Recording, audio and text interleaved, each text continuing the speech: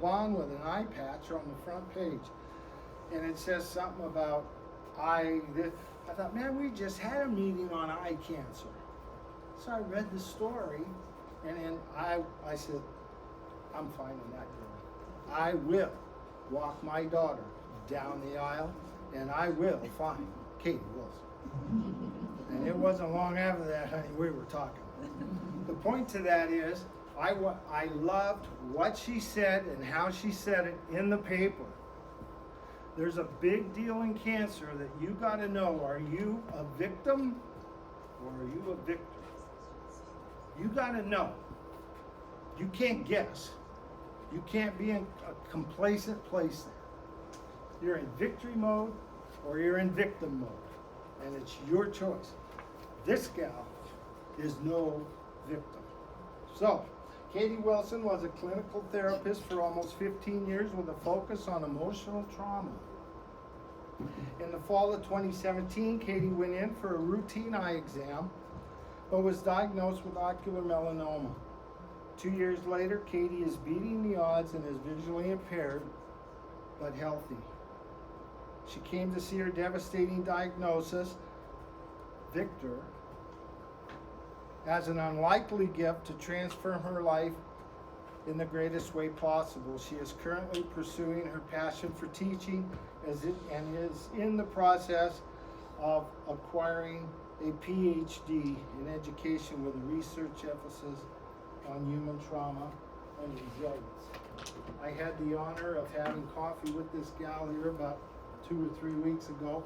And I tell you what, I could have left that meeting and drove to Coeur d'Alene and walked all the way across the lake. She lights me up. She's going to light you guys up. You need to hear her attitude. When you hear the heart of the warrior, you're going to know it, okay? You're going to know it, okay? Katie, it's all yours.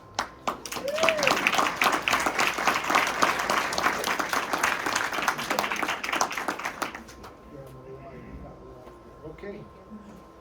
Oh, I think I need a Kleenex already. Okay. Thank you for that introduction. My name is Katie Wilson, otherwise known as the blonde with the eye patch. If you happen to see that newspaper article. First of all, thank you so much for coming out here, because I know that everyone is really, really busy on a Thursday, and I'm really just kind of touched looking out and seeing my amazing, see, I'm going to cry already. Oh, my amazing support system and a cancer group that I initially started with. Thank you for being here, by the way. I was hoping last night, thinking I hope so much that they're here, because I came to you when I was initially diagnosed and I was a hot mess. And you helped me, and thank you. And you prayed with me and for me, and I so much appreciate that. So thank you, thank you, thank you. And just like Jim said, there's so much support out there. There is so much support. You just have to look. And I love Jim's be a victor rather than a victim, because you have to be so tough to get through this. You have two options. You can just kind of wither up in a ball and give up, or you can move forward. You really have two choices, and that's it. So tonight I'm going to share with you my cancer story, and I feel really silly introducing myself because so many of you, like I said, I have an amazing support system. You already know me, and I don't know if that's a good or a bad thing, but I'm going to be really, really honest and open in my story, because when Jim contacted me and asked me to speak, you know, like he said, I'm right now pursuing a PhD, and I'm going to a university that's really research focused, and my initial thought was, oh, I'm going to get up here and I'm going to teach, because I'm also an NIC instructor. I'm going to talk about statistics, I'm going to do research, I'm going to do all of these things that are going to wow and amaze them, and talk about everything I've been researching. And then I thought more, I did some soul searching, and I thought, you know, I think the thing that would be the most impactful is just telling my story. And I think about what someone who had just been diagnosed with cancer, or maybe someone who's a caregiver, caretaker, family member, what would be most important for them to hear. And I completely revised everything. And against my better judgment, I decided to be extremely open, extremely honest, and tell you the good, the bad, the ugly, everything. So, like Jim said, I was a clinical therapist for a little over 15 years. I've never done anything else. I've been a therapist my entire life. I specialized, interestingly enough, in grief and trauma. So I worked in the world of corrections for many years. I worked in behavioral health hospitals. I worked in agencies, but my focus has always been working with individuals who've been traumatized, emotionally traumatized. So I've done that for so long, and weirdly enough, never expected to have my own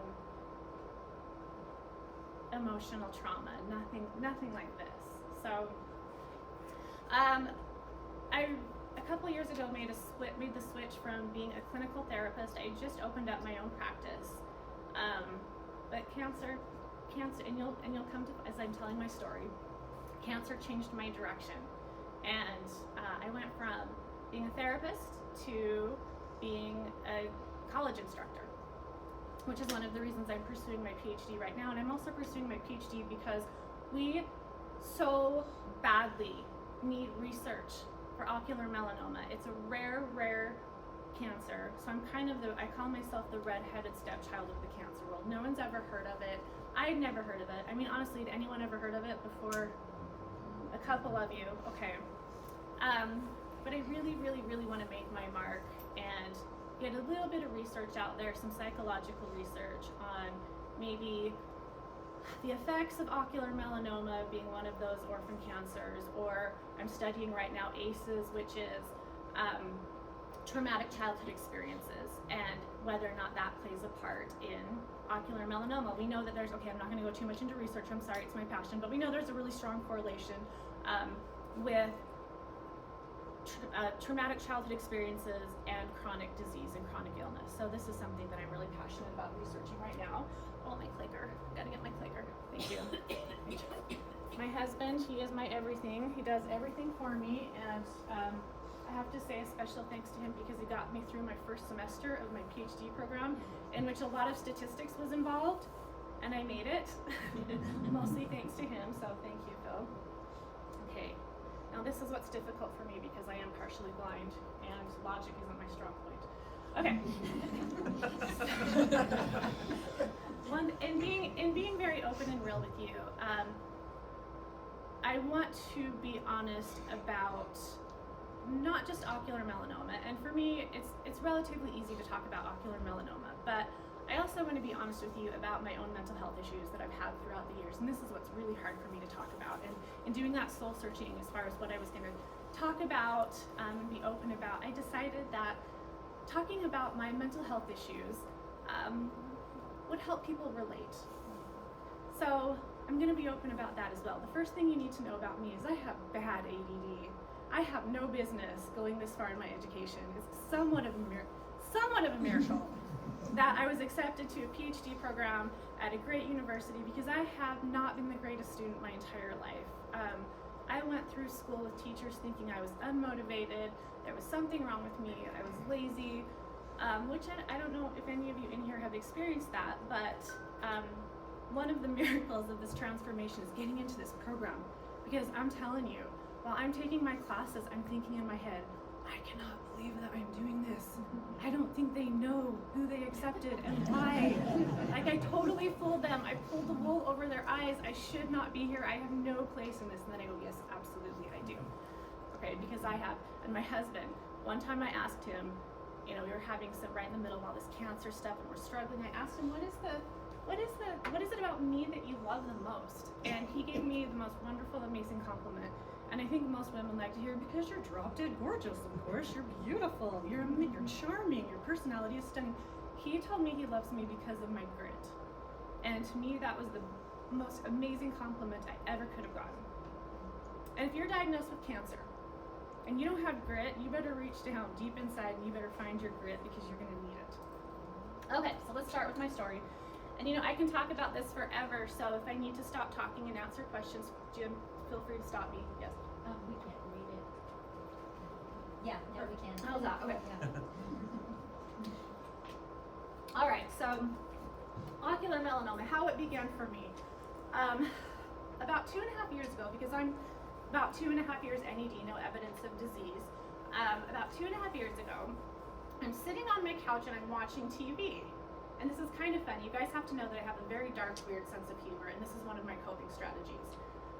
So I'm sitting there watching TV, and as I'm focused on the TV in my peripheral vision, I'm watching what looks to be a ceiling fan.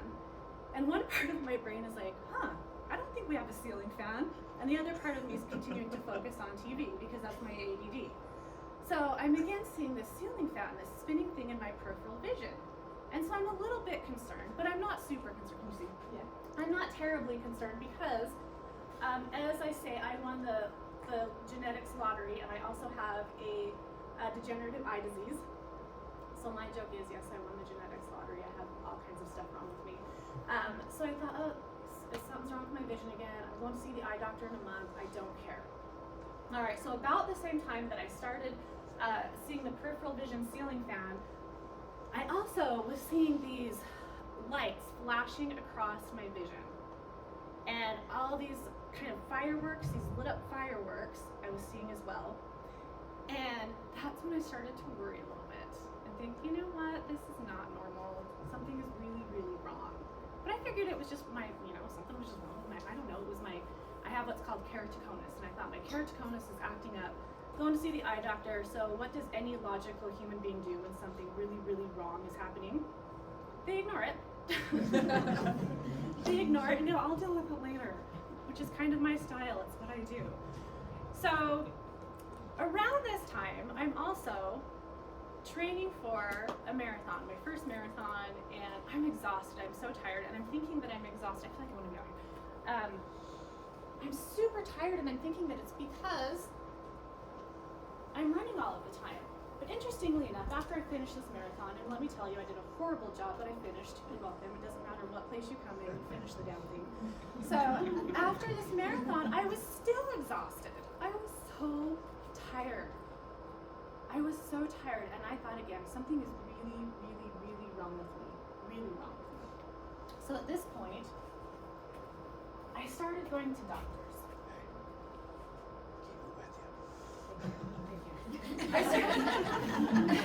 Here's my logic. So I started going to doctors, and I went to a lot of doctors. And for you survivors, warriors out there, you can probably, I hope you can relate to this.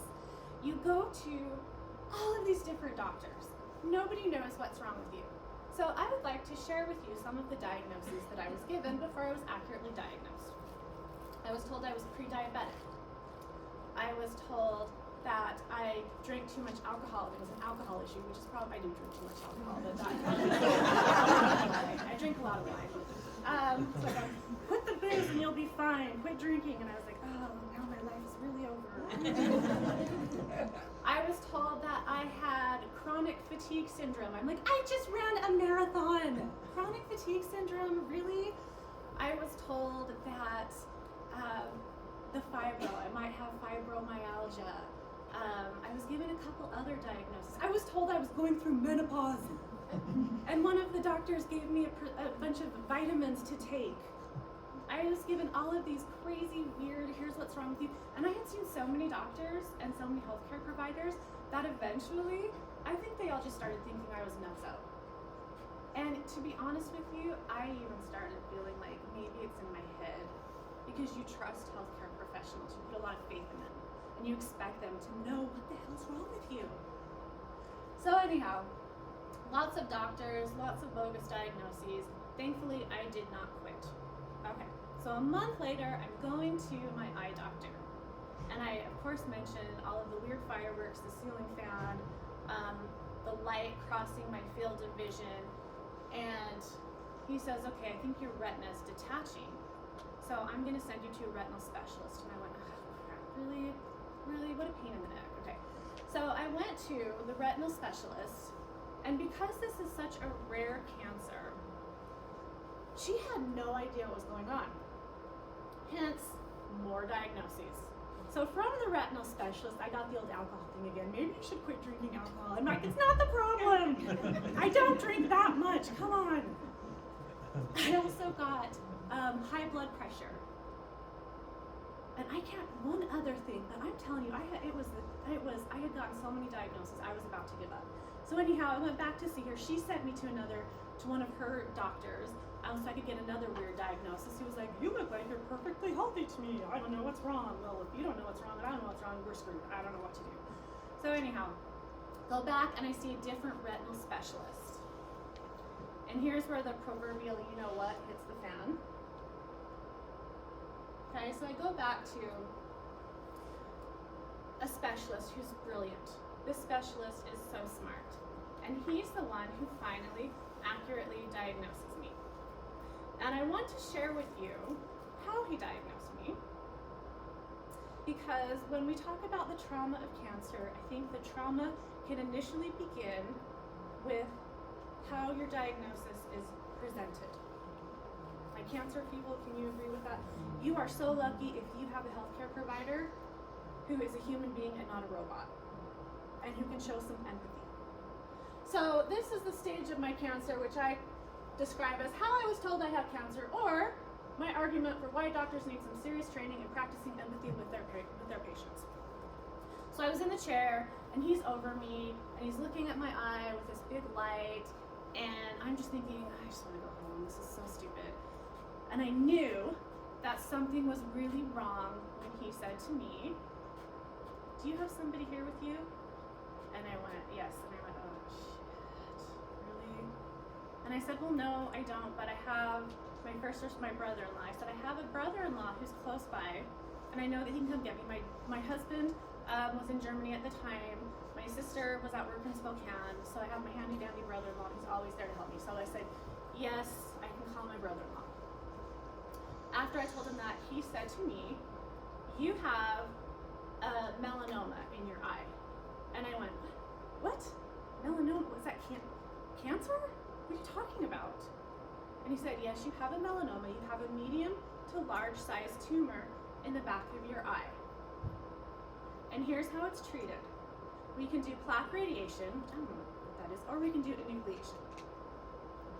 I was like, what is it? What? Wait, what? And I'm completely, you hear the C word, and you're completely in shock. And then you hear a word you don't know, I've never heard enucleation. Does anyone in here know what that means? It means they pop your dang eyeball out. That's what it means. It means they take your entire eyeball out. So, I know it's hard to really see, but I'm a tad bit vain, just a little bit. And the idea of having creepy glass eye thing going on really kind of made me sick. So that's what the cancer scared me, but having the glass eye scared me even more. I'm vain, I'm sorry, I'm unapologetic about it, but that scared the crap out of me, guys, I'm sorry. So anyhow, I'm sitting there in shock, imagining myself like this.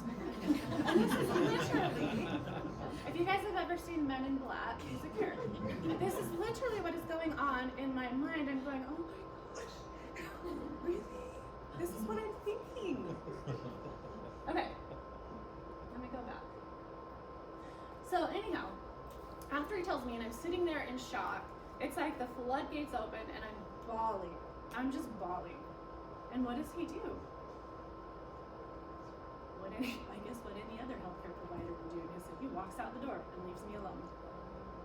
In this tiny little, yes, not exaggerating, in this tiny little examination room, after just telling me that I have cancer and that I'm gonna have to have my eyeball taken out because I have a large tumor.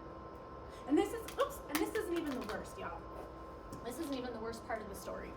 Okay, so I'm sitting there just bawling, and I'm bawling, and the saying, the walls just come closing in on you. That's what it felt like. It was so terrifying to just sit there. And I was thinking, man, you could have had, one of his assistants or nurses come in and sit with me. I don't know. So I'm sitting in there for a good 10 minutes in this tiny little dark examination room, thinking about cancer by myself. Luckily, Brian, my first responder, my brother-in-law, who's a lifesaver, comes in, gives me a big hug, And the doctor comes back into the examination when Brian gets there because he doesn't want to talk to a hysterical woman. He doesn't want to have any part of that, right? I'll talk to you when you calm down. It really felt like that. So Brian came in, he showed Brian the x-rays and showed us something that looked like this.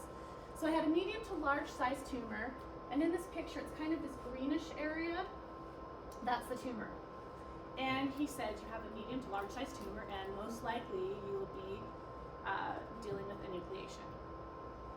Okay, so we were referred out. I went home, I drank a couple bottles of wine, as anybody would, right? And thinking about this.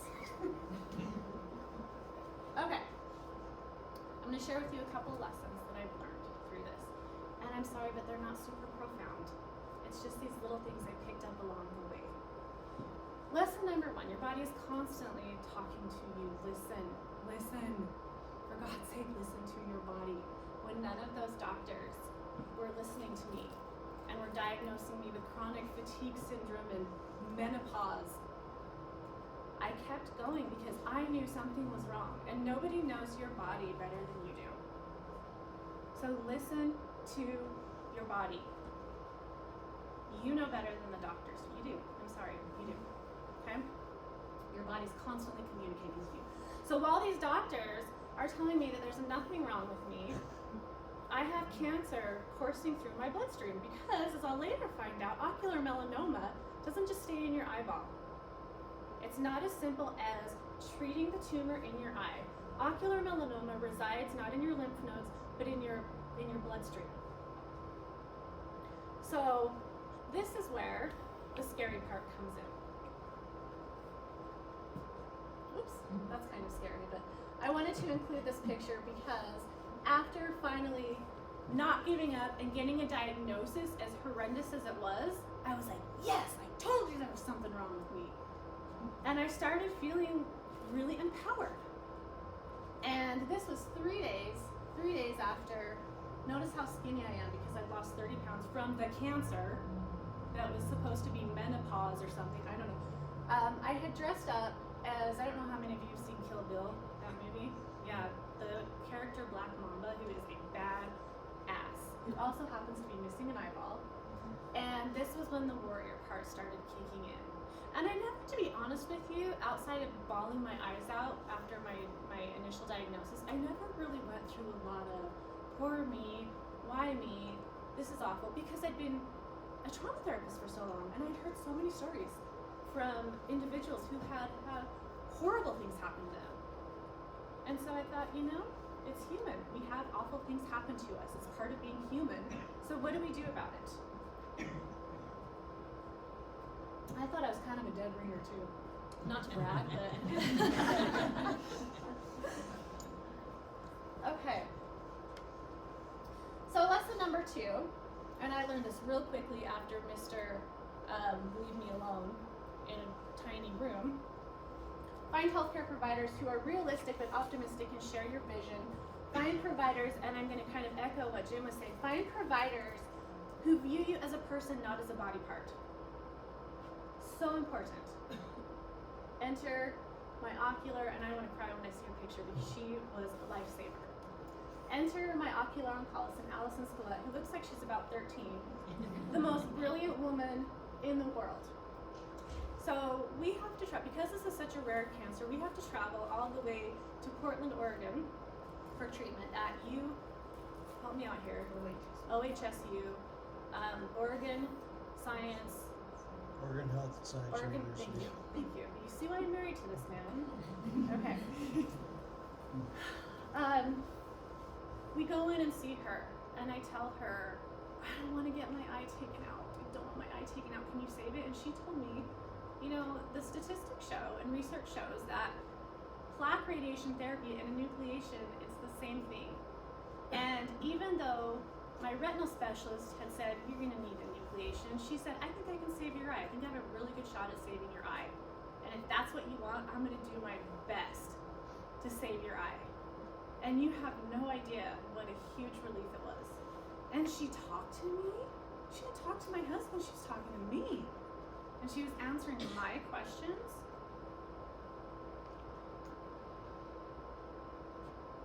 This is the kind of doctor that you want on your side, right here. This is the kind of doctor.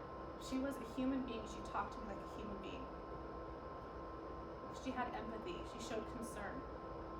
And she gave me hope.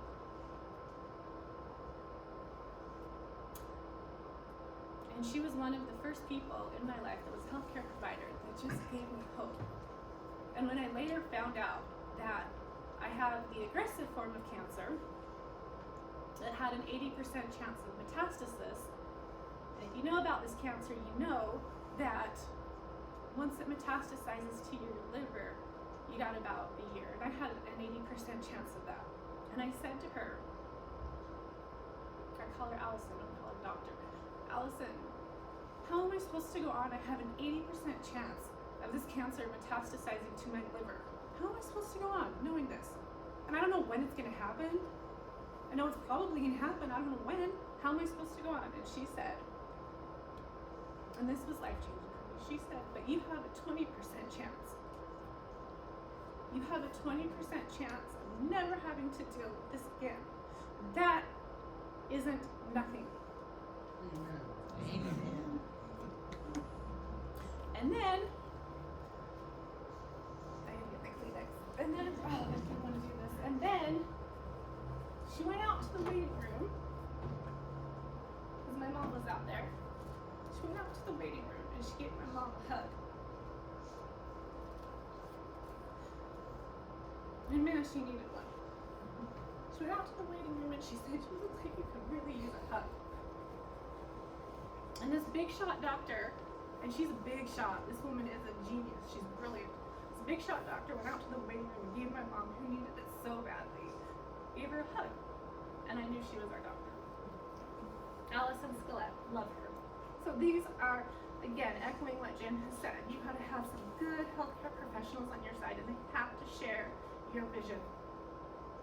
Old retinal specialist, he was a genius also, he found that tumor that no one else could. Not a whole lot of empathy.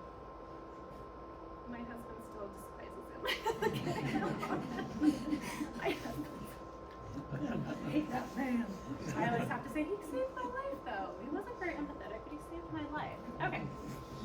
So again, I'm going to talk to you a little bit about ocular melanoma, and also about my journey through ocular melanoma. So I spoke about this briefly. I'll talk about my treatment and what that entails. It's like a horror movie, y'all. It's like, you know the movie with the alien? The people get abducted and the alien puts the big needle in there. Like everyone's worst fear is eyeballs. Nobody wants anyone messing with their eyeballs. It's gross. Ooh. Okay, so through genetic testing that I agreed to during my radiation surgery, I found out 6 weeks later that I had Class B ocular melanoma. So there's a couple different types of ocular melanoma, and one is Class A. And that's usually associated with very small tumors. And if you have Class A, you get some, and I don't want to minimize Class A. I don't want to, because that's got to be horrifying too. But you get Class A, you got a little tumor, you get some radiation, you're probably not going to hear about cancer ever again. Right? Class B, very, very high probability, again, of it metastasizing. And this is usually with the medium to large size tumor. The tumor that I had was so big that my ocular oncologist said it was the biggest one she'd seen. So did our radiation specialist, said it was the biggest one that they'd seen. So I kind of almost felt a little proud of that, because I mean, go big or go home, right? So, anyhow, my sick sense of humor, you guys, I'm sorry. So 6 weeks later, I found out that I had Class B ocular melanoma, which is the most aggressive form. So now here's a little lesson about ocular melanoma, because I would really appreciate for everybody to leave here and be advocates for ocular melanoma and talk about what it is and why we need research, why we need funding. Because it's so rare, there's not a lot of money in it. Okay, ocular melanoma, OM for short, is a cancer of the eye diagnosed in approximately 2,000 adults annually in the United States, which means that 5 out of 1 million people are diagnosed per year. So again, I'm sort of a unicorn. I call myself a unicorn too. OM is not the same thing as melanoma of the skin. It is not the same thing. We don't know what the cause is. And I think people immediately jump to it's caused by sunlight exposure, but there's no evidence that ocular melanoma is caused by sunlight exposure. There's something with the genetics. Okay, so it's much rarer than skin melanoma and behaves quite differently. There are other types of eye cancers, but OM is the most common and dangerous. So it's a potentially lethal disease. 50% of people with ocular melanoma die from it. 50%. 50%. So one of the biggest misconceptions about ocular melanoma is that you have a tumor in your eye, you get that tumor taken care of, life is good, you move forward. And what was really frustrating to me, you have the people who have really good intentions, but I heard a lot, well, look, they took care of the tumor, it's good, right? And I would get really frustrated because no, that's not the end of it for me. That's the beginning of it. So 50% of the people who have ocular melanoma die from it. The prognosis is very, very poor, and the prognosis, if you have class B, is even poorer. Okay, it's a potentially lethal disease which many people die from, especially when it spreads to the liver, a complication of about half of people diagnosed with this disease. Some of the risk factors, and remember, we still don't know exactly what causes OM, but we know that some of the risk factors are kind of similar to people who have risk factors around skin cancer. Being exposed to natural sunlight or artificial sunlight, having light-colored eyes, older age, Caucasian descent, having certain inherited skin conditions, or having abnormal skin pigmentation. This is what we've seen previously. However, things are changing, and we're seeing ocular melanoma being diagnosed more in younger women. And I don't know how many of you have heard of the Auburn Four. Yes, so the Auburn Four was a group of 4 young women, probably about my age, who went to Auburn University around the same time. They were featured on Dr. Oz and CNN, and this is when OM first started getting some good exposure. They were all diagnosed with OM. So it was like this cluster diagnosis. Nobody knew why these girls all had the same diagnosis, but it was a really good avenue to do some research. And it was really interesting also because previously it had been older men who'd been diagnosed. So how serious is it? Again, 50% will develop metastasis by 2 to 15 years after diagnosis. Most develop metastasis before 5 years, or after 5 years of being diagnosed, okay? And then if you have class B and you're able to make it 5 years, your chances of surviving go up. I'm almost at year 3, y'all. My chances are getting better, okay? The 50% mortality rate is unchanged despite treatment advances in treating the primary eye tumor. So again, treating the primary eye tumor is usually very, very successful. That's not the issue. The issue is the metastasis, and once it's metastasized, it's really untreatable. It's prolonging life. So more research is needed urgently to improve patient outcomes. All right, so if you are, if you get grossed out easily, don't look at this, but I wanted to talk about treatment for ocular melanoma. Treatment, enucleation is one form of treatment. I decided to do the plaque radiation, and essentially what plaque radiation is you get this thing right here, this metal thing, looks like a shield. They look differently. And you go to a radiologist who implants radiation seeds in this plaque. And you go through this surgery, and in my case, my doctor had to detach a couple of my eye muscles and implant, because the tumor was in the back of my eyeball. She had to implant this plaque over the tumor, and then you get to wear it for 5 days. Sounds super fun, doesn't it? Let me tell you, it was horrifying. It was so painful, and after the surgery, I felt like a bowling ball had smacked me in the head. It was awful. So for 5 days, my amazing support system, my little sister over there, my husband, my mom, traveled to Portland with me, and we got a little apartment that we stayed in for 5 days while I had this plaque over my eye. It was super painful, and I remember just waking up and counting down the minutes so I could get my next pain pill. And just, it was so, because the tumor was so big, the plaque was huge. I refused to look in the mirror at the time. I don't know what it looked like. I heard from my sister, who's a nurse by the way, that it was pretty disgusting. I thought it was cool. No, yeah, she's a medical person, so she was, yeah. But the good thing about having the support system, so she, being a nurse and being there with me, she was in charge of doing it. You had to peel this, what was it It's made a out lead of? patch. Thank you, a lead patch. Yeah, this lead patch, and we had to take the lead patch off, and then Lena had to put all these eye drops, and we had this schedule of doing that.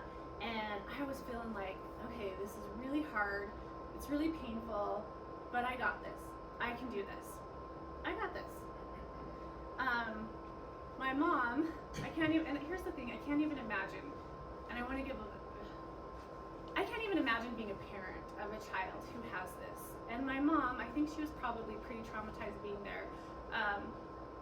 But to have them all there while I was going through this meant a lot to me. And it was interesting because as I talk about a support system, each one of them had a role.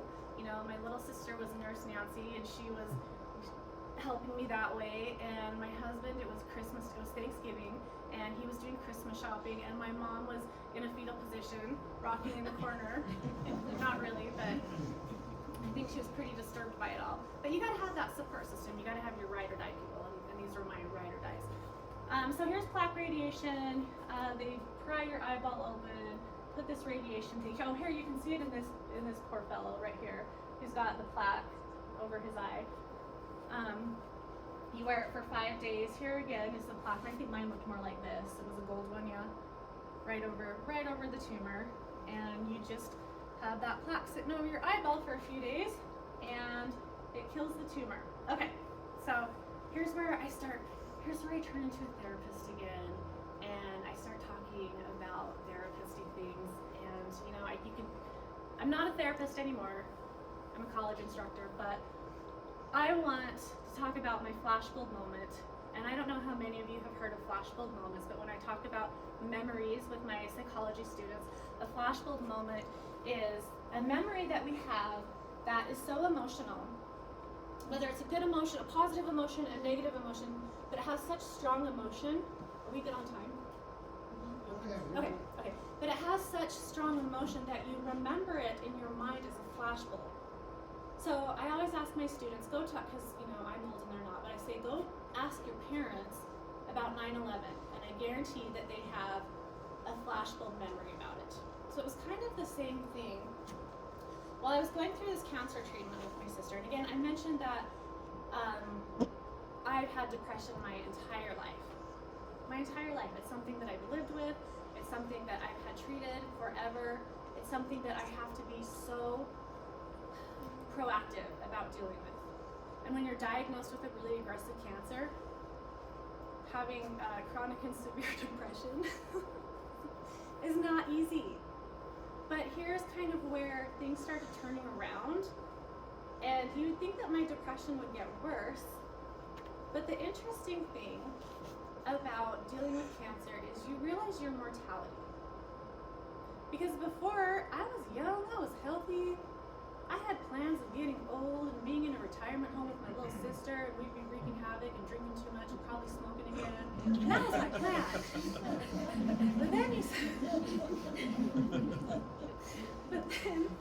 But then you get just slapped in the face with your mortality. And all of a sudden, you go, oh my gosh, this birthday that I have with my kid, I might not have another one. This experience reading with my daughter, I might never have that again. This holiday, this Thanksgiving with my family, my grandparents, I might not have that again. And you really start appreciating the people in your life. And all of these petty little arguments that you have with family members, you're so done with that. You just love them. You love your family so much, and you love your friends, and all of these stupid, petty little things suddenly don't matter. And that was such a big deal to me because I could just love my family unconditionally. And I could say, Lena, you're such a pain in my ass sometimes, but I love you so much. And my husband, I could be like, you drive me crazy. You snore really loud, but I love you. I love you so much. And my friends, I could overlook a lot of stuff with them. And that's what you do. That's one of the gifts with cancer, with being slapped in the face with your own mortality. You can love people so much more. So going back to my flashbulb moment, and this is, I think when you suddenly, this is when I felt my depression change, because even though I'd always been treated, it's always there. It's always there. And I really always hated going to see therapists because they'd go, well, you just look so put together. You don't do that, really? Well, being a therapist myself, just look so put together. You're educated. Makeup. So, depression presents differently with different people. And everyone in here has been depressed at some point. And there are people who function their entire lives as depressed people, and they put on a happy face. And that's what I had done. Because I had to. And that's what depressed people do. You function, and you put your dang fake eyelashes on. I don't know if everyone does that. I do that. I put my fake eyelashes on, and I walk out the door and I do my thing. But things started turning around. As any of you know, if you've had depression, or if you struggle with chronic depression, you really don't like yourself a lot. And there's not any reason you don't like yourself. You just struggle with a lot of guilt and self-loathing and negative self-talk. And when I was going through this treatment, I had my flashbulb moment. And I had not shed one tear. I was so brave through this thing, and I was determined. I was like, my kids are gonna see me being so brave. My husband's not gonna see me cry. My mom's not gonna be in the fetal position forever. I'm gonna show them how tough I am. So I have this stupid patch, and Lena is peeling this patch off of my eye to put the drops in. And this is really, and it's still really, the emotions come back when I talk about my flashbulb moment. She was peeling back the patch to put the drops in, and I hadn't shed one tear this whole time. And all of a sudden, and I think Lena probably remembers, just tears. Started with one big crocodile tear, and just tears. And all of a sudden, I felt this self-love that I never felt, ever. You know, I spent my entire life battling self-hatred. And all of a sudden, I thought, I'm so strong. Look at what I'm going through. I'm so tough. I'm doing this. And I have people surrounding me who love me, and they don't love me because I'm an asshole. I'm probably a pretty decent person, excuse my language. I'm probably a pretty decent person. And you start realizing that you're loved, and you can start loving yourself. And so, for those of you who've never had depression, that might not seem like a big thing, but for me, it was life-altering. It changed my life to have that feeling. It was so foreign. I was like, what is this thing I'm feeling? It's so weird. It's so alien. Oh, I don't hate myself. Wow, this is what it feels like? It's amazing. So I had my flashbulb moment, and for those of you who've had traumatic experiences in your life, you can probably identify similar flashbulb moments. You've had a flashbulb moment, some memory that's so full of emotion that it's in your brain, and it just is stenciled in there. All right. So, kind of back to the group of rare eye cancers, we've been starting to get a little bit more recognition. CNN's done a story, and this is really important to me because, like I said earlier, the face of ocular melanoma used to be kind of an older white male, and it's changing. And when I first met Jim, he goes, when I look at you, I don't see cancer. And I said, well, thank you, because I don't want to be the face of cancer. I want to be the face of health and happiness and vitality and grit. So, amen, right? So, the face of cancer is changing. So, we have, here's our ocular, these are the Auburn 4, these are the 4 women, young women. This is not what ocular melanoma typically looks like.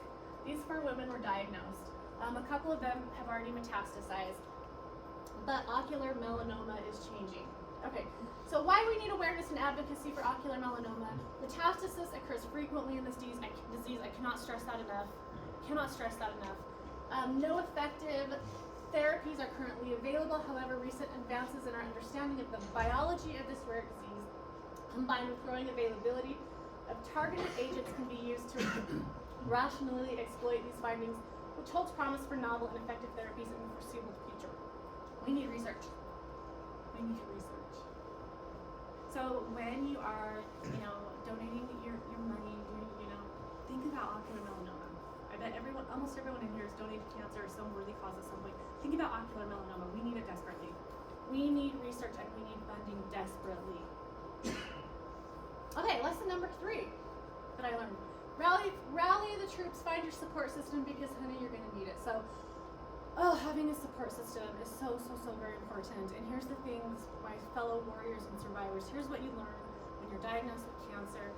Some of the people that you expect are gonna be your ride or die, they're gonna be there forever, are like, I can't handle this is too much, I don't wanna deal with it.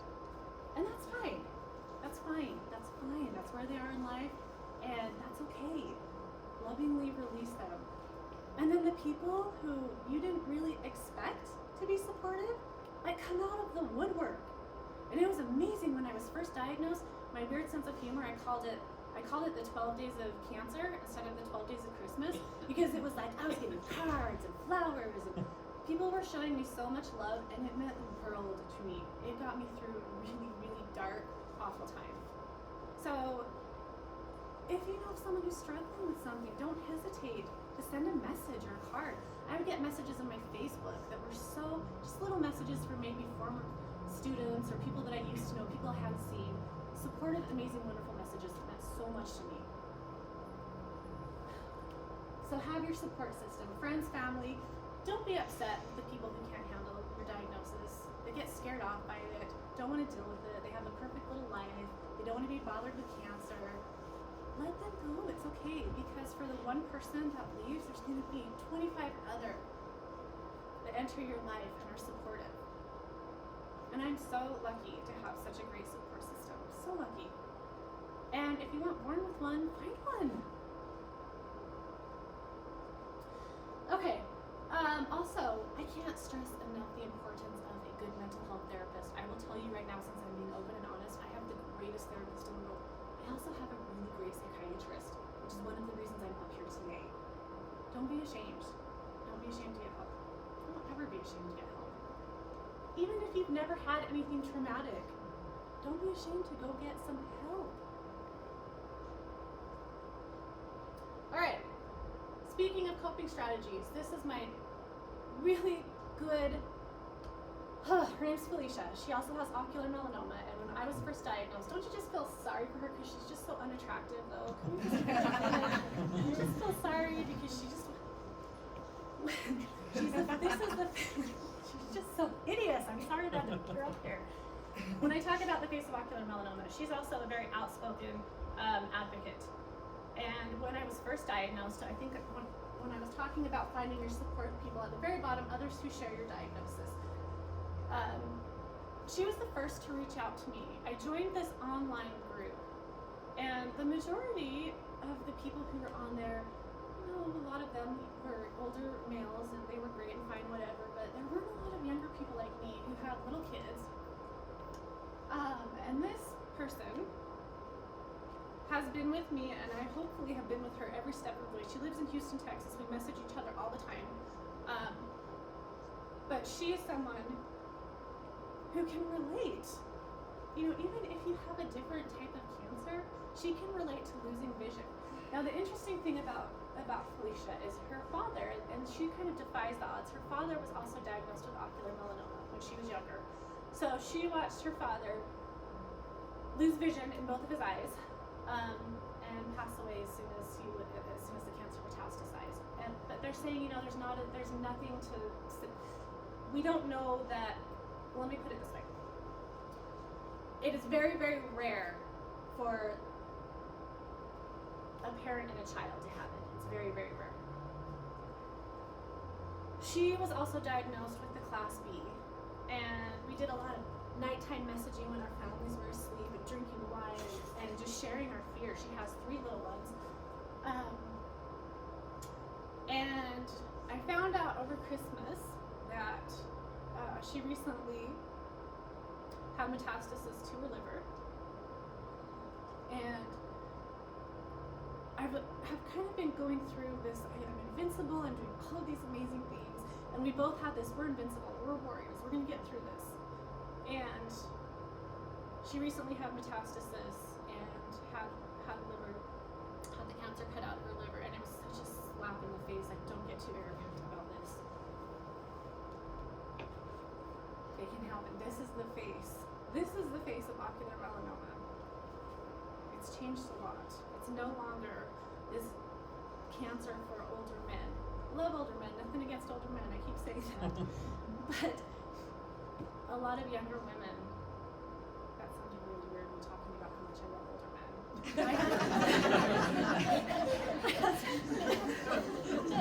Who's that amen? It's innocent. My husband is 8 years younger than me. I really love younger men, to be totally honest with you. But I wanted to share her picture because she is also my Owen ride or die, like my family and my friends, but an amazing human being. You need your support. Oh, and who doesn't want to share a picture of their doggies?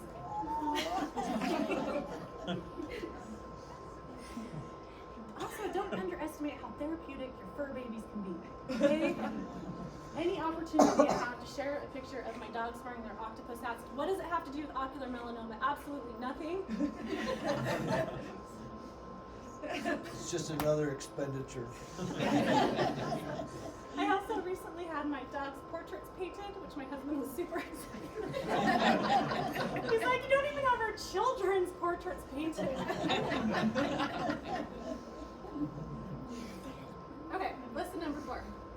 And again, here's where the therapist stuff comes in, but I think this is what's really important, especially for people who are newly diagnosed. So go through the stages of grief in your own way. Do not apologize for doing this. So even though, I come today and I'm talking about I'm accomplishing all of these things and I have this whole different view on life and I have all of these goals. By the way, I think going to Tidyman's and purchasing a donut is a great goal. I love you, Jim, but I totally disagree with you on that one. Go through the stages of grief in your own way. Do not apologize for this. So even though we have, if you've ever been in a psychology class, I'm not going to bore you too much with this, we have the stages of grief. You definitely go through these. But there's no neat way of doing it. And everybody grieves in their own way. And I'm going to tell you, as long as I'm being, y'all are going to have a drinking problem by the end of this, but as long as we're being completely open and honest about grieving, there was a time after I was first diagnosed that I was so upset and angry. I got in my car and I drove to the nearest dive bar, and it was diving. It was like one of those bars with missing teeth people and missing limbs. It was like a hard knock life bar. And I bellied up to the bar with a bunch of toothless people, and I cried. And let me tell you, they were so supportive. I found some people even in that dive bar that were so amazing and wonderful. But that was part of my weird grieving. I also did, and that happened maybe once or twice. But I also was, or a little more.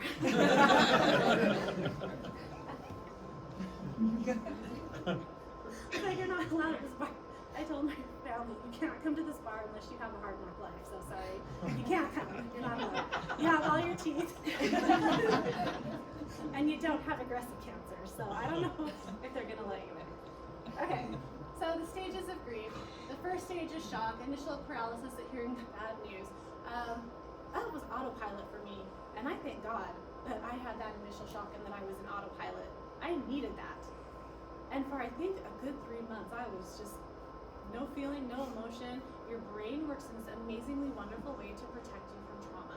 That's exactly what was going on with me. Everyone's like, you're dealing with this so well. Outside of going to the dive bar, you're dealing with this so well, and I'm like, yeah, it feels wonderful, fine. And then once that blessed shock is gone, you deal with denial. So here's where my denial came in. My brain could only handle so much. So I was really upset about losing all the vision in my eye. I was really upset that if the cancer came back, I would actually lose my eye, and that was my biggest problem.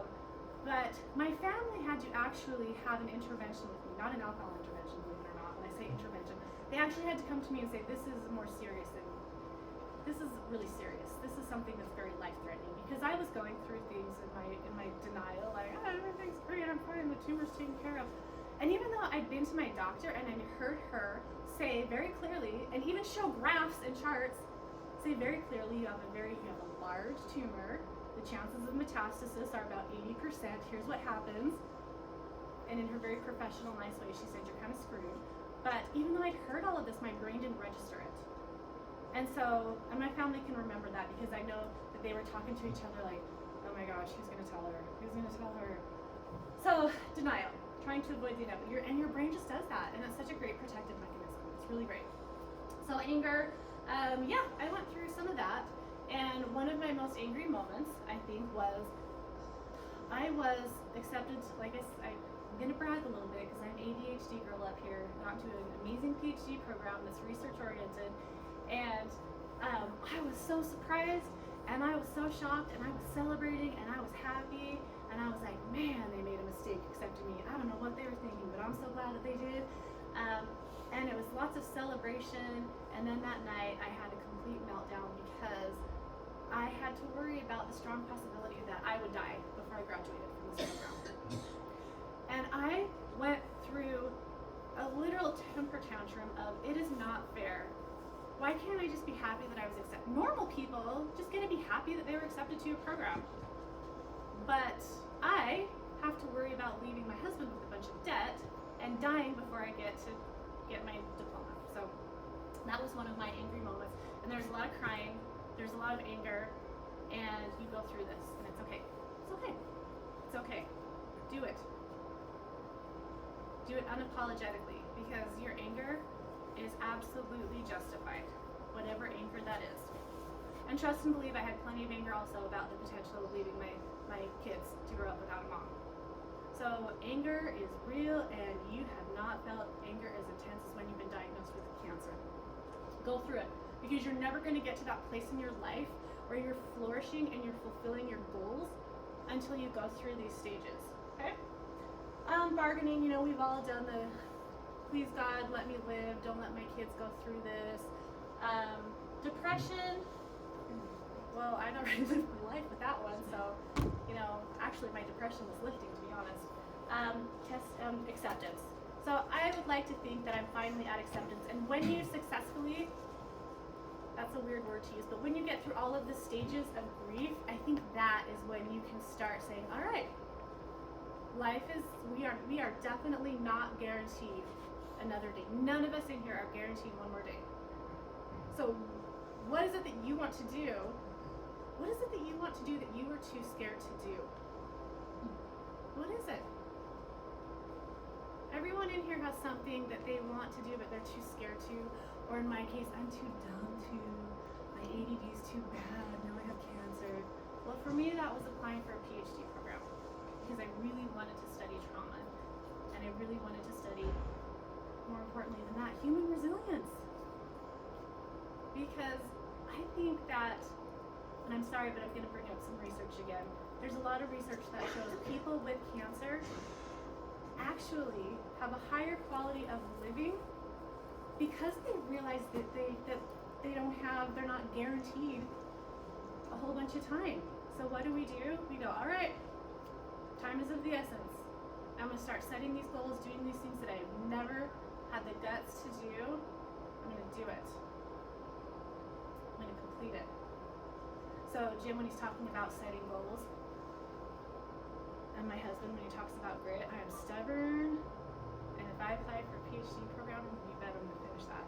You're going to see me walking, just like you're going to be walking down the aisle with your daughter, you're going to see me, you're going to be calling me doctor, and I'm going to make my kids call me Dr. Mom, and I won't respond to my husband unless he calls me Dr. Wife. So you better believe that this severely depressed, cancer-ridden ADD girl is going to get a PhD, and and if I can do this, then I can't everybody else. You know what I mean? Okay. Lesson number 5, and this to me was the most important. And I always talking to my clients who'd experienced horrible trauma, and this is the reason that I'm so interested in resilience. I have seen people handed horrible things in life, horrible things in life. And because of their resilience, they became amazing individuals. Amazing. Because they learned this lesson. Sometimes life gives you the most ugly, horrible package. And if you can go through all those stages and you can rally your troops and you can, then it becomes your greatest gift. And when I was talking to Jim McCoffey, he said, what I want you to talk about is who you are now because of the cancer. And I'll tell you, because of the cancer, I'm a flourishing person that you're going to be calling doctor at some point. I'm happy, I'm healthy, I cherish every moment. The people who love me, I love them back so much. So that's the person I am because of cancer, and that's my gift. That's the gift that cancer gave me. And as corny as this sounds, when I get up early in the morning and I see a sunrise and it's beautiful, I appreciate it, I love it. I know that sounds so corny, and that's so not me, but I appreciate every moment. Lesson number 6, trust yourself to make life changes that you need. Why do I have a huge high heel here? Let me tell you, I have a story behind everything. Because on my own, I was involved in this online support group, and when I was channeling my inner warrior, I wrote on my online support group, being half blind isn't going to stop me from wearing high heels, and I'm going to still be fabulous. Cancer is not going to change who I am. And so of course you get all these people who, that's so inspiring. Yeah, we're going to go out and wear our high heels. And then you're feeling all great, and then someone has to knock you down. You get the ladies.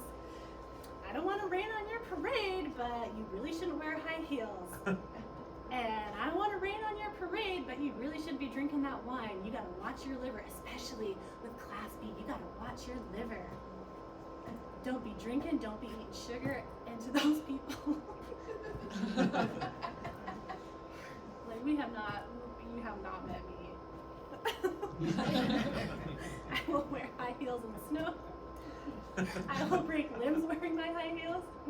I'm gonna wear high heels till you will put me in a coffin with the biggest, most atrocious high heels. And fine, trust and believe. So do the small things that make you happy unapologetically and with careless abandon. Those are the small things. Do those things. I'm not gonna stop drinking wine. I'm not gonna stop eating crappy food. I'm gonna wear high heels. I'm gonna wear lots of makeup. I'm gonna act like an idiot. I do that a lot. I did that before cancer. I'm gonna keep doing it because that's what I do and that's who I am. I make a lot of very poor choices. These choices make me happy. I'm gonna continue to make these poor choices. So don't tell me that I can't. My mom's back there. Yep. Yes, she will. She has and she will. Okay. Find your flourish and make the bigger soul-searching changes in your life. Okay, so here's what's important. And this is I think where everything changed for me. So I'm lucky enough to be studying at this amazing university, and I'm lucky enough to be studying what makes people amazing and what makes them flourish. And I'll tell you, I would be a pretty mediocre, I don't like to think of myself as a non-mediocre person, but I'd be a pretty mediocre person had this not happened to me. I wouldn't be setting these goals, I wouldn't be talking to you. I'd be home Netflix binging, I gotta be honest. Probably eating a lot of Doritos and doing a lot of, maybe on Facebook. But because of this diagnosis, I am doing everything in life that I've ever wanted to do. And if that's not a gift, that's not what it is, So find your flourish in life. And hopefully you don't have to be diagnosed with cancer to find your flourish, for those of you who haven't. But it's so important to find that. Because it's one thing to be happy, and I think as a depressed person, someone who's and I'm not depressed, let me tell you this. I'm also, another great gift that I've received is, I'm no longer depressed. I'm not depressed anymore. It's a miracle. Because I've been to some good therapists, I've had some good medication, but I'm not depressed anymore. So find your flourish and make the bigger soul-searching changes in your life. With that, I'm going to call Thank you so much. Thank you so much. You have no idea how really touched I am that you all came out. And I think my support system, I know that it's not easy for caregivers and family members, and I wanted to spend, I know that my time's I wanted to spend some time talking about how important it is for you to make sure you're feeling supported, and I will leave it at that. And I don't know, I know Jim, that you said you wanted some time for Q&A, but I might have eaten up all the time. No, we have about 15 minutes. They will throw us out and throw us out hard. Finally. So, but I want to be.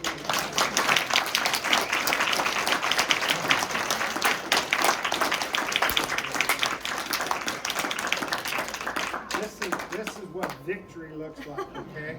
Yeah, you can take your victim to another group. That's right. I want to thank you. If anybody has any questions, if you want to ask me a question, if you want to ask Barb and Will a question about their support group out at Lake City, or ask another warrior or another caregiver, man, this is an open deal. We have 10 or 15 minutes. I'm just going to start cleaning stuff up. But any questions, anything, anybody want to ask any questions? Sure. The Auburn 4 cluster diagnosis, what did they determine was the commonality in the etiology? Or did they? They did. Even though they got a lot of exposure at the time, Auburn didn't invest any money in any research. I think that there might be some money in that right now, but still, it's a mystery. They don't know. All they can say is it's very bizarre that they've had this cluster diagnosis. They still have no idea what the cause is. And I think I remember reading something. You'll have to forgive me, that there are even more ocular melanoma diagnoses at Auburn. Yeah. Did they all live in the same sorority? Or they didn't all live in the same sorority at the same time? Did they all live in the same sorority or also belong to the same sorority? I think something like that.